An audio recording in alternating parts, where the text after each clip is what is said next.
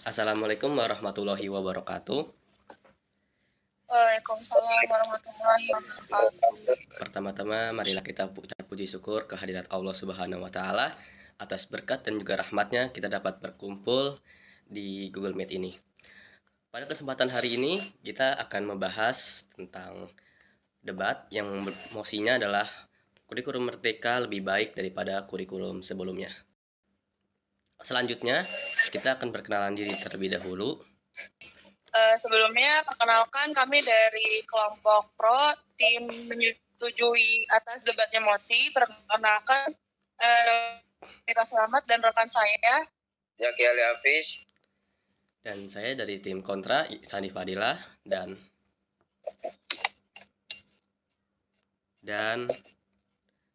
teman saya yang nggak ngomong ini. Mulai. Oke, pertama mosi dari kami dulu ya. Sebelumnya saya sebagai tim menyetujui dan berargumen pertama. Saya menyatakan setuju dengan mosi pilihan saya, yaitu penerapan program kurikulum merdeka lebih baik dari kurikulum sebelumnya. Nah, pada beberapa tahun yang lalu, di mana COVID-19 ini melanda negara kita, negara Indonesia, dengan banyak dampak dari berbagai sektor gitu, terutama sektor pendidikan. Nah, kemudian salah satu upaya yang dilakukan oleh Kemdikbud Ristek atau lembaga pendidikan ini mengatasi masalah ini dengan merencanakan atau merancang program kurikulum merdeka. Nah, saya akan menyebutkan beberapa keunggulan dari pembelajaran kurikulum merdeka ini. Salah satunya, yang pertama itu ada untuk menambahkan pengembangan dengan program pembelajaran P5, penguatan profil pelajar Pancasila, dan kegiatan ekstrakurikuler dan intrakurikuler. Yang itu adalah mata pelajaran yang diajarkan hanya mata pelajaran yang diperlukan saja. Jadi hanya mata pelajaran yang dipokokkan saja seperti itu.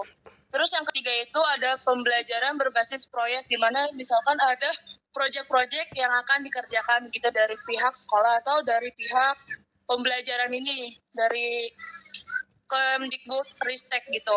Nah, hal ini juga meningkatkan kemampuan berpikir kritis dari peserta didik seperti itu. Jadi hal ini saya sangat setuju dengan adanya penerapan program kurikulum merdeka lebih baik dari kurikulum sebelumnya. Ya, sekian, terima kasih dari pihak. Oke, saya dari pembicara kontra. Saya dari tim kontra ingin menyanggah argumen dari tim pro tentang program kurikulum merdeka itu lebih baik daripada kurikulum sebelumnya. Nah, di Indonesia sebelumnya memiliki kurikulum 2013 yang telah disempurnakan dan disederhanakan dengan menyesuaikan perkembangan teknologi pada zaman saat ini. Nah, berdasarkan penelitian yang telah dilakukan, efektivitas kurikulum 2013 revisi dalam membangun karakter peserta didik mencapai 97%. Nah, angka tersebut adalah angka yang sangat tinggi bagi prestasi pendidikan di Indonesia. Sedangkan untuk kurikulum merdeka dinilai kurang matang dalam persiapan dan sistem pendidikannya, serta pengajaran pun belum terencana. Untuk alokasi mata pelajaran tersendiri, yang semula 60% untuk mapel ke jurusan dan 40% untuk mapel umum, diubah dalam kurikulum merdeka menjadi 70% mapel jurusan dan 30% mapel umum. Nah, itulah mengapa keputusan ini berefek untuk lebih mengedepankan skill daripada pengetahuan umum peserta didik. Terima kasih.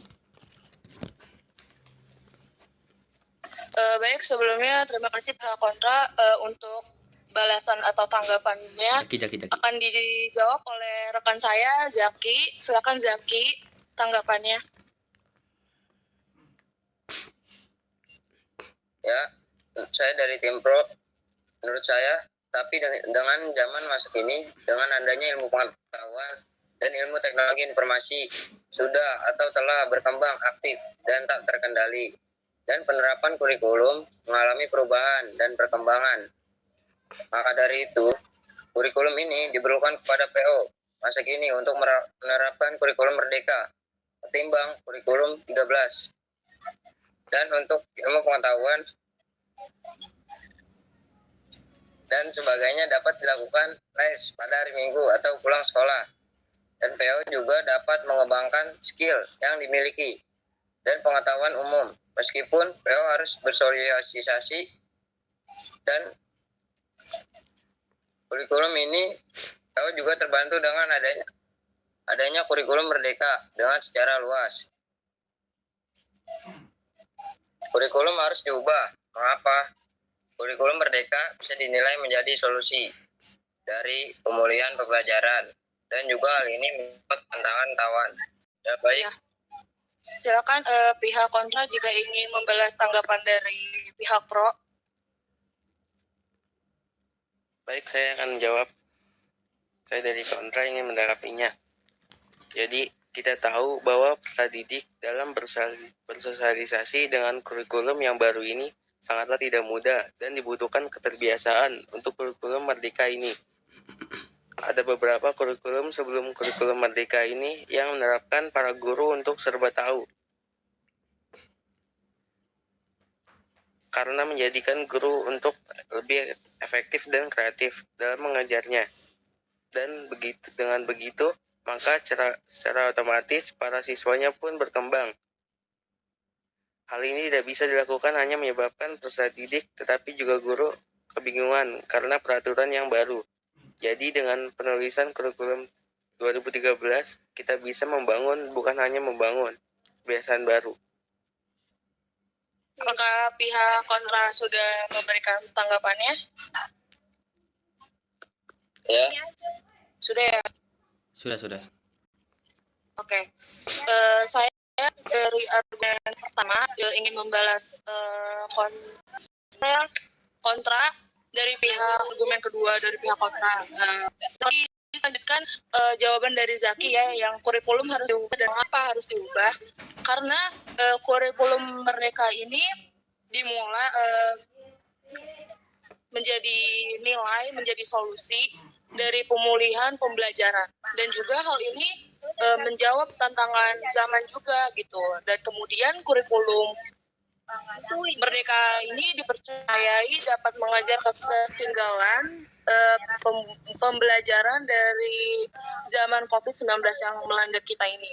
Dan juga maka kini kita diharapkan dan kita mengharapkan akan menjawab tantangan-tantangan dari zaman ini, di mana memulihkan pendidikan dan menjaga mutu pembelajaran atau pendidikan yang berada di Indonesia. Jadi dengan adanya kurikulum ini tuh kita tuh dapat membangun, dapat meningkatkan gitu. Walaupun memang pembelajaran mungkin ketertinggalan, tapi dengan adanya ini kita jadi dilancarkan, dimudahkan oleh Kemdikbud Ristek gitu.